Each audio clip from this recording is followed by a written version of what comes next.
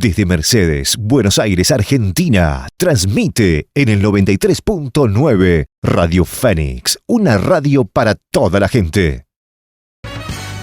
Son las 10:51 de este lunes 23 de febrero. Y bueno, la semana pasada hemos hablado mucho acerca de todo este tema de la reforma laboral. Y hoy estamos en comunicación con una persona que es un estudioso de todos estos temas políticos. Él es sociólogo, politólogo, ensayista. Bueno, sería interminable leer su currículum, ¿no? Pero bueno, decimos que con nosotros está Atilio Borón, con quien vamos a dialogar de todo esto. ¿Qué tal, Atilio? Buen día, ¿cómo le va? Buen día, ¿cómo estás? Muchas gracias, muy amable por la llamada. No, por favor, gracias a usted por atendernos, que sabemos que siempre está con muchísima tarea. Bueno, ¿qué reflexión acerca de esto que obtuvo media sanción en diputados y ahora ya pasa nuevamente al Senado? Bueno, me parece un enorme paso atrás, ¿verdad?, en la legislación argentina. Me parece que la restauración de las viejas políticas del Estado oligárquico.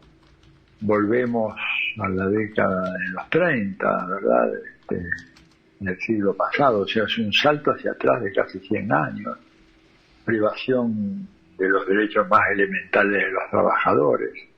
Un tema tan siniestro como el banco de horas, que destruye no solamente la persona y sus actividades, sino que además hace un impacto destructor sobre la familia del trabajador, que prácticamente ya no puede disponer y organizar su vida. La debilidad con la cual los trabajadores se enfrentan a patronos, el hecho de que la indemnización ahora por despidos va a ser modificada y en un sentido negativo para los trabajadores, inclusive alimentando, digamos, la facilidad con la cual los empleadores hoy en día pueden echar a los trabajadores con fondos públicos que son traspasados desde la ANSES o de los haberes jubilatorios, para facilitar precisamente el despido de los trabajadores, lo cual es una locura, una ley que cuando uno la mira dice, bueno, pero eso va en contra de las reglas más elementales del sentido común. La misión de un gobierno tiene que ser la de favorecer al trabajo y a los trabajadores y que los empresarios, bueno, cumplan con lo que tienen que cumplir, ganen su dinero, pero paguen sus impuestos en tiempo y forma, cosa que, por ejemplo, no se hace en Argentina, ¿verdad? O sea, acá hay un conjunto de elementos que implican una desprotección radical de la clase trabajadora y un proceso de destrucción, yo me atrevería a decir, aunque las palabras suenan un poco fuertes también, destrucción mismo de la vida familiar de los trabajadores, ¿no? Este es un viejo tema que, por ejemplo, Engels lo analizaba cuando en su famoso estudio sobre la clase obrera en Inglaterra en 1844, en donde él hablaba justamente de los problemas, el impacto sobre la familia y los niños, etcétera, de una legislación laboral que prácticamente privaba a los trabajadores del derecho a controlar sus propias vidas, sus horarios y todo lo demás.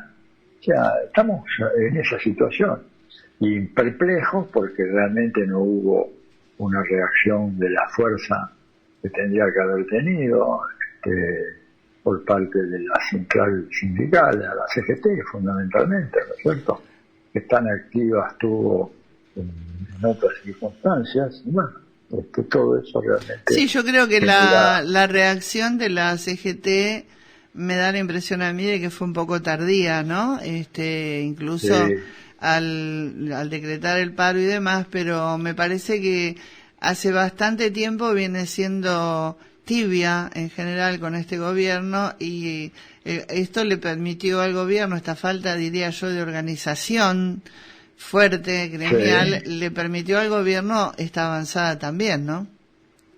Fue una reacción, vos muy bien lo decís, tardía, yo diría tardía, tibia, débil.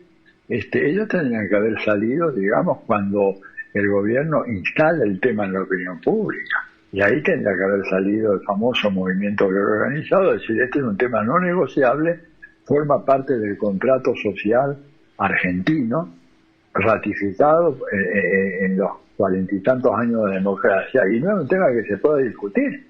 Y en lugar de eso, nada, salieron a ver cómo se acomodaban, cómo podían evitar males mayores, siendo los males mayores algo que podía afectar a la caja de los grandes sindicatos, que sabemos nosotros son cajas multimillonarias, y lamentablemente, tenemos que decirlo, hay dirigentes que se han eternizado en la conducción de sus gremios y que han hecho de esto una fuente de enriquecimiento personal. Es decir, no, podríamos empezar a hacer nombres y sería muy larga la lista, sí, ¿verdad?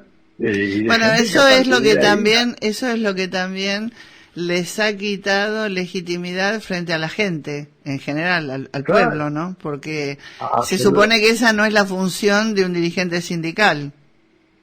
Claro, un dirigente sindical tiene que tener una vida austera, de ganar lo que ganan sus trabajadores, pero nosotros vemos que algunos de ellos son verdaderos jerarcas económicos, ¿no? Claro. Gente que maneja de manera arbitraria fondos enormes destinados a las obras sociales y con un manejo que no siempre responde a los intereses de los afiliados. Y ahora, bueno, eso de alguna manera es una amenaza que el gobierno ha esgrimido, seguramente diciéndoles, miren, si ustedes entran a movilizarse y a cuestionar, nosotros vamos a modificar ese reglamento de las obras sociales. Y en general la respuesta del sindicalismo ha sido, bueno, callarse la boca y aguantar el temporal sin provocar movilizaciones ni rechazos de parte de la ciudadanía. ¿Puede ser judicializada la reforma, Atilio? Yo creo que puede y debe, es una obligación. Pues, se ha hablado de eso, vamos a ver cómo avanza, se ha hablado, tiene que ser judicializada, porque, a ver, hay un elemento que está establecido en la legislación argentina, en la jurisprudencia, y si no me equivoco también en la Constitución del 94, de que cualquier nueva legislación, etcétera, tiene que ser progresiva, en el sentido de no quitar derechos, sino aumentar los derechos, ¿verdad?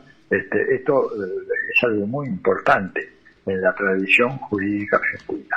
Vos no modificás para quitar derechos, sino que sobre la base del piso de derechos que ya tenés, lo que es admisible es que puedas expandir ese piso, agregar nuevos derechos, pero no quitar. Digo, esto incluso creo que hay algunos constitucionalistas que ya han hablado de esto, Gil Domínguez, el mismo Eduardo Barcesat, no sé si Zaffaroni habló, pero esto está inscrito en nuestra legislación y en la tradición jurídica y social argentina. Bueno, por eso es anticonstitucional. Es decir, vos no podés volver a un régimen laboral en donde se acabe con la jornada de 8 horas, que fue una conquista histórica del movimiento obrero desde la época del anarquismo, el socialismo, el comunismo, en la década del 20. Digo, no podés volver más atrás y digo, oye, ¿te das cuenta? O sea, todo esto es realmente algo muy, muy cuestionable desde el punto de vista jurídico. Ahora, yo te quiero hacer esta observación. La justicia federal en la Argentina está absolutamente desprestigiada. Es una justicia federal que responde a los grandes intereses económicos de este país.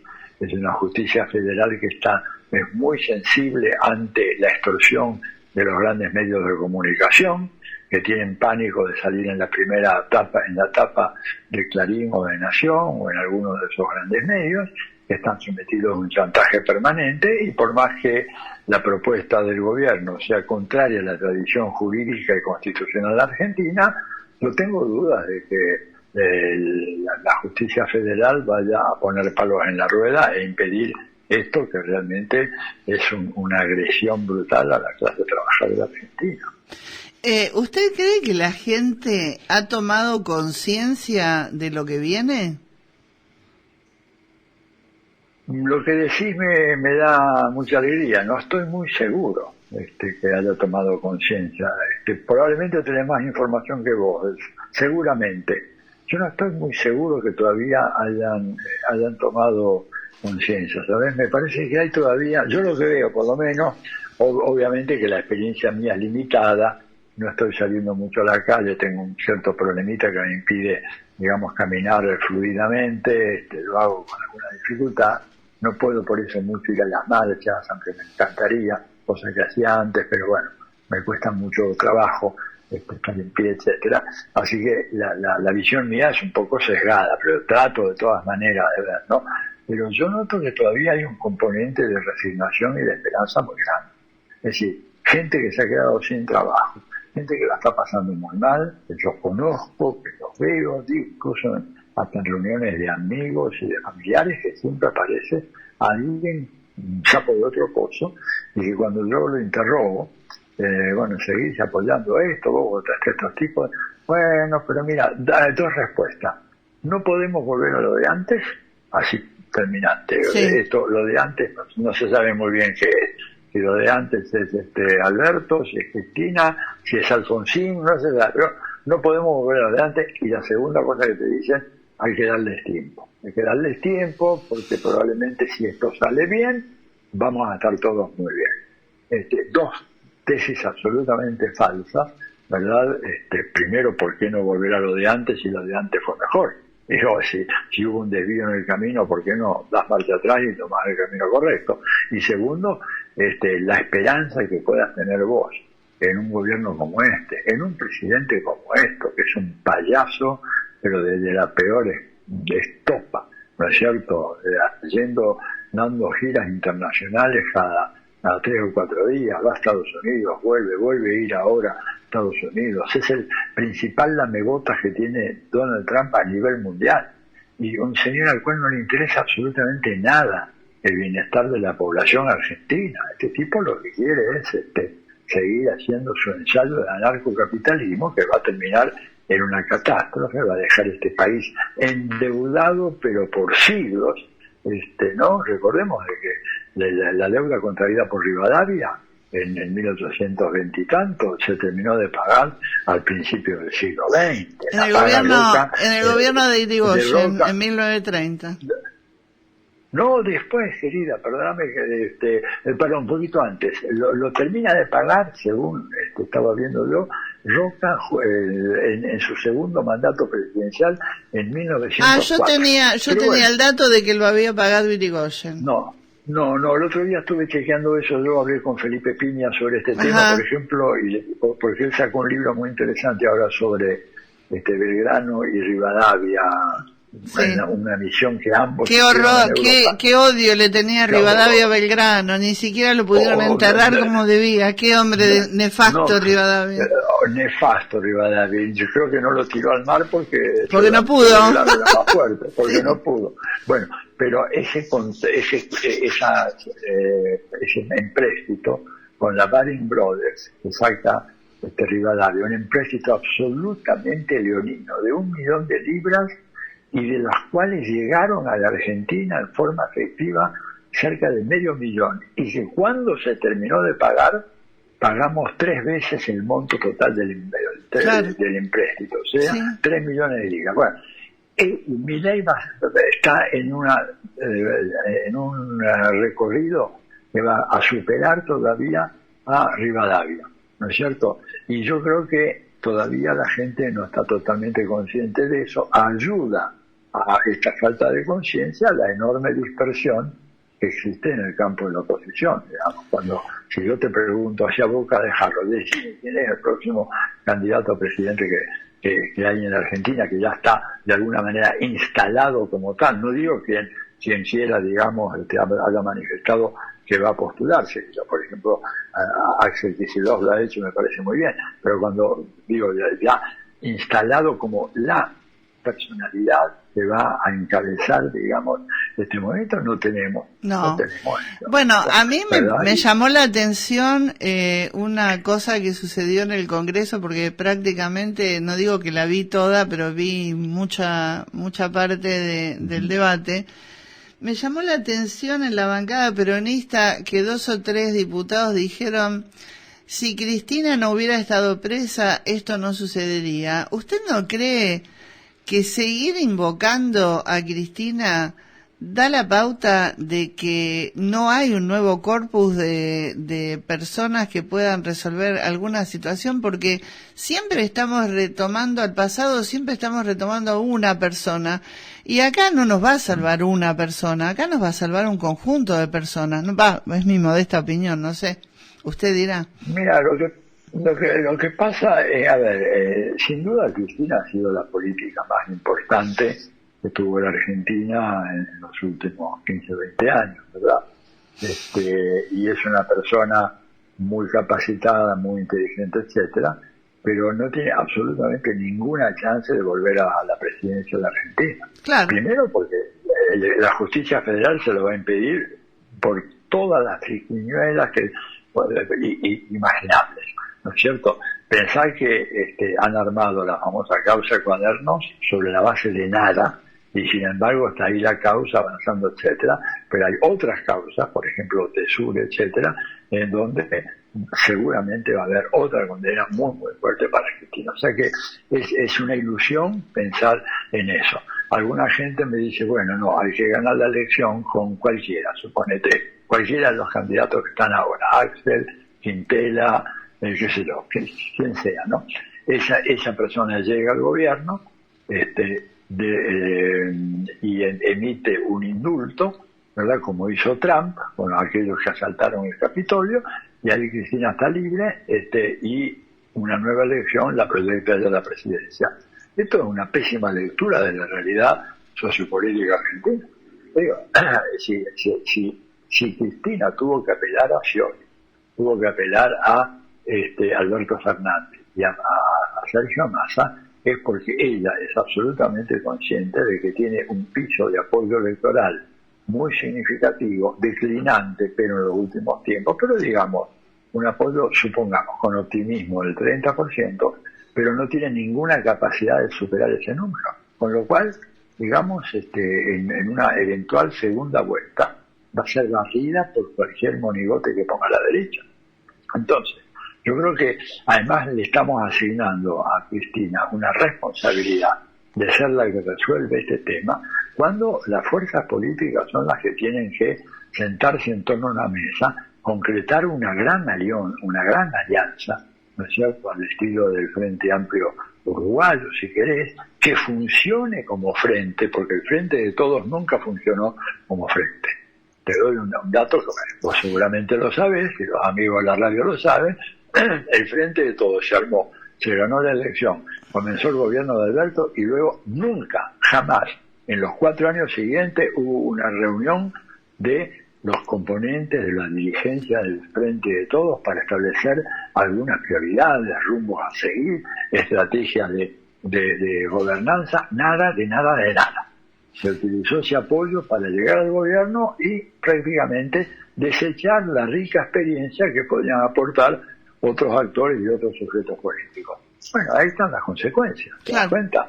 Yo creo que la riqueza de un frente es precisamente la pluralidad de voces, el cotejo de tus ideas con la de los demás y aceptarlas de paso, porque bueno, pero es muy típico de Argentina. Usted fíjese lo que hizo Lula en Brasil. Lula fue a hablar incluso con sus más grandes enemigos y se pudo hacer una alianza. Uruguay hizo una alianza, pero en la Argentina cada uno quiere ser el primero, cada uno es el salvador de la humanidad, y así no vamos a ir nunca a ningún lado, ¿no? Claro, y bueno, está la realidad. Además, a ver, vos podés decir, bueno, es medio difícil hacer una alianza con gente muy diferente, es cierto, pero precisamente de eso se trata. A ver, un tipo como Lenin escribió todo un libro extraordinario, se llama El izquierdismo, enfermedad infantil del comunismo, cuando plantea, en contra de los sectores ultra dentro del movimiento comunista internacional, que lo criticaban por hacer alianza. Él dice, pero señores, si nosotros no hacemos alianza para estamos liquidados. Una alianza además no significa un matrimonio de por vida, es una cuestión táctica que te permite consolidar un movimiento, luego de lo cual haces otra alianza y haces otra alianza. No podés pensar que vas a hacer solo una revolución. Y yo diría, no podés pensar que vas a ser solo el artífice de un proyecto de reformas en un país como la Argentina. No tenés fuerza suficiente y entonces tenés que buscar aliados con los cuales coincidís en algún punto. Digamos, ahora, si vos querés, por ejemplo, desde mi punto de vista, decir, bueno, yo solamente voy a hacer una alianza con aquellos que adhieran a las tesis marxistas sobre la superación del capitalismo y la revolución socialista. ¿Te das cuenta? ¿Con quién me quedo? Ahí me quedo con el 2%, 3%, 4% del electorado, porque está la realidad. Claro. Ahora, si yo quiero hacer avanzar un proyecto y tengo que ir acompañando en una secuencia de pasos por algunos sectores con los cuales, por ejemplo, sin que ellos sean comunistas, marxistas o trotskistas, pero por ejemplo están de acuerdo en que tenemos que recuperar las grandes empresas nacionales, que tenemos que hacer que YPF sea otra vez una sociedad del Estado y no una sociedad anónima con mayoría de votos estatales, o que vos tenés que recuperar las centrales nucleares y hacerla con la tecnología china, que es la más barata, más eficiente, etcétera. No me voy a poner a discutir sobre cómo construiremos la sociedad comunista dentro de 50 años. ¿Te das cuenta? Es absurdo. Ahora tenés que dar pasos concretos sobre la base de propuestas concretas en el aquí y ahora. Entonces, ahora, esa tradición en Argentina es muy débil. Hay una cosa fundamentalista de que, bueno, qué sé yo, a ver, por ejemplo, o sos peronista o no sos peronista. Claro. Si no sos peronista no hay nada que hacer con vos. Tenés que ir y cantar la marchita. Es absurdo. Digamos, a ver, el peronismo ha sido incapaz de presentar un candidato peronista en las últimas 3 elecciones presidenciales. Pues estoy loco yo. Por favor, corregime. No. ¿Estoy loco? Es así. Bueno, es decir, si eliges... Porque Alberto no era peronista. Alberto no era, además nunca dijo que era peronista. Exacto. Y Sergio Massa menos todavía. Y lo que nos van a encajar ahora va a ser probablemente peor. Probablemente te digo, estoy escuchando por ahí y me estremezco fórmulas raras tipo Massa, Natalia de la Sota o Pichetto, no sé con quién más. ¡Qué terrible! Digo, Pichetto que es el más vendido de todos, que ha ido con el PRO, que ha vuelto, que es absolutamente... Claro. Sí, pero le manejó el Senado para Cristina de una manera ejemplar. Digamos, recordemos eso, por favor. Pichetto fue la espada mayor que Cristina tuvo en el Senado. Hasta y le respondió. Hasta que se fue. Hasta que se fue. Hasta que se fue. Yo recuerdo a Pichetto en una oportunidad, porque por suerte, gracias a Dios, tengo buena memoria, después de una apertura de sesiones, escucharlo, y en algún lugar debe estar, decir que el discurso de Cristina había sido una pieza de oratoria memorable, y a los 6 meses de escucharlo hablando bien de Macri y tirándole munición gruesa a ella. Es decir, que para mí Pichetto no tiene moral como para hacer nada. Querida, es un mercenario de la política. Obvio. Un mercenario de la política. Pero bueno, por esto lo encajan de vuelta y vos vas a tener que optar, lo cual sería un espanto. Horrible. ¿Verdad? Que de repente, entre Milei y Pichetto. Claro. Yo me río porque me dan ganas de llorar. Sí, hay que reírse para no llorar, así es. Pero bueno, si seguimos en esta pugna, en este internismo feroz al interior del campo nacional y popular, ¿qué esperemos? ¿Qué podemos esperar? ¿Que la historia nos recompense? No. Todo lo contrario, la historia va a ser implacable. No, yo creo que hay una crisis muy grande de representación, pero además también, independientemente, ¿no?, de que Cristina haya sido o no haya sido o siga siendo una mujer que sabe mucho de política, a mí me da la impresión de que nuestros dirigentes no han sabido dejarle paso a las nuevas generaciones, porque acá lo que debería haber habido es una escuela de dirigentes, que no la hay, porque las personas no somos eternas. Entonces me parece que lo que habría que haber hecho en un país coherente, cosa que el nuestro desafortunadamente no es sería haber preparado gente joven, porque yo me niego a pensar que no hay gente joven capaz, pero hay que dejarla surgir también y no hay que empezar a ponerle palos en la rueda, ¿no? O no tienen por qué ser siempre claro, los nombres de los hijos o de los sobrinos o de los tíos o de los ahijados. Gente que venga de abajo y que pero que tenga realmente posibilidad, que tenga sí, bien digo, posibilidades de poderse realizar, porque creo que generaciones nuevas tiene que haber, no puede ser que no haya ninguna. no, sí hay, lo que pasa es que no las dejan. hablando y no las dejan, no, pero además sabes que hay un fenómeno que es más grave, hay un triunfo de la cultura neoliberal de la antipolítica. Sí. Entonces vos hablas con gente joven, yo hablo mucho a veces dentro de las limitaciones de movimiento que te decía antes, pero trato de hablar mucho por una cuestión que tengo una hija joven, ¿no es cierto?, está estudiando en la facultad, ahí en sociales, y a partir de ahí tengo posibilidad de hablar con muchos chicos, ¿verdad? Bueno, y en general, incluso chicos que tienen una concepción, llamémosle, progresista, para no decir revolucionaria, pero sí que están hartos del capitalismo, etcétera, pero la idea es que la política no es el camino.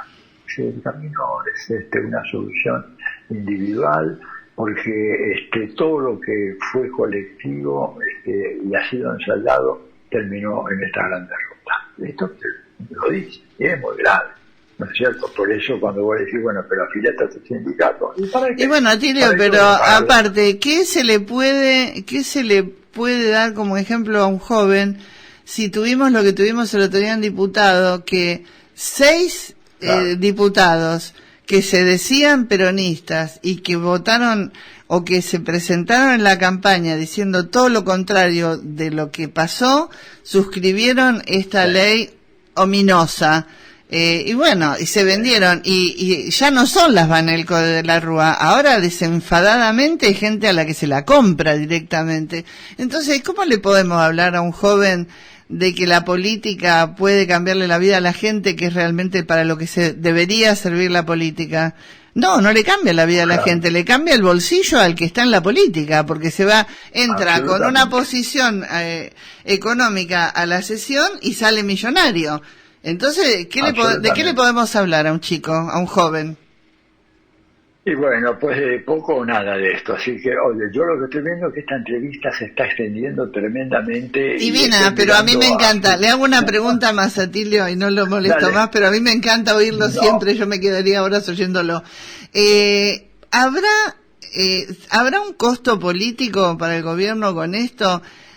¿Habrá alguna confrontación a futuro por este tipo de leyes, o todo seguirá en este stand-by que está? Mira, yo creo que va a haber una reacción. Yo creo que va a haber una reacción.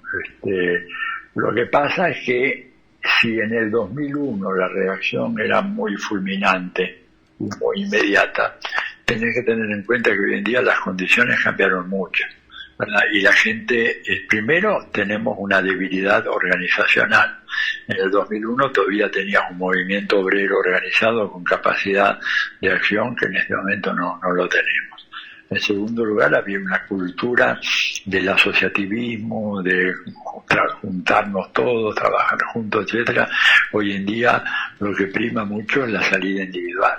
Y además la ofensiva de los medios, que están controlados por ellos y que permanentemente lanzan el mensaje de que no hay alternativa. No es casual de que Milei tenga una foto de Margaret Thatcher ahí en el escritorio presidencial, lo cual es una burla sangrienta al pueblo argentino, porque fue la persona que ordenó hundir al general Belgrano, ¿verdad? Y matar a más de 350 marinos argentinos, jóvenes, soldados, ¿no es cierto? Margaret Thatcher decía no hay alternativa. Y lo que los medios están transmitiendo es, bueno, esto es malo, Milei es un personaje repugnante por muchas razones, pero bueno, ¿qué tenés a cambio? ¿Qué propones a cambio? ¿Cuál es tu figura? Y ahí es donde la gente queda media paralizada.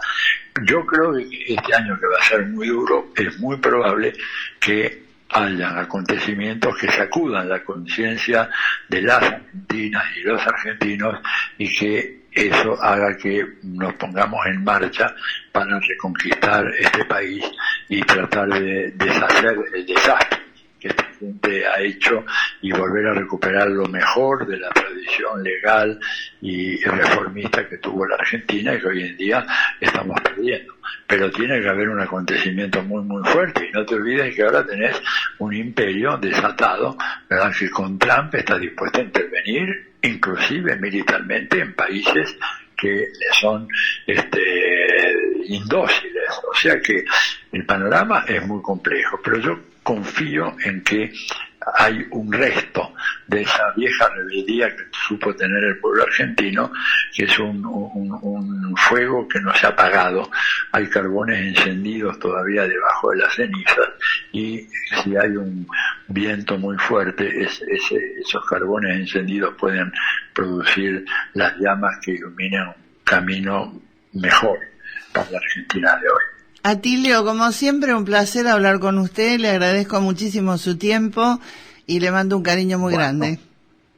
Muchas gracias, muy amable. Adiós. Hasta luego, que siga muy bien. Adiós. Estuvo con nosotros Atilio Borón, sociólogo, politólogo, catedrático, profesor consultor de la Facultad de Ciencias Sociales de la Universidad de Buenos Aires, investigador adscripto de IELAC, bueno, una personalidad de la política que estuvo haciendo un exhaustivo análisis de esta reforma laboral que próximamente ya le falta muy poquito para convertirse en ley.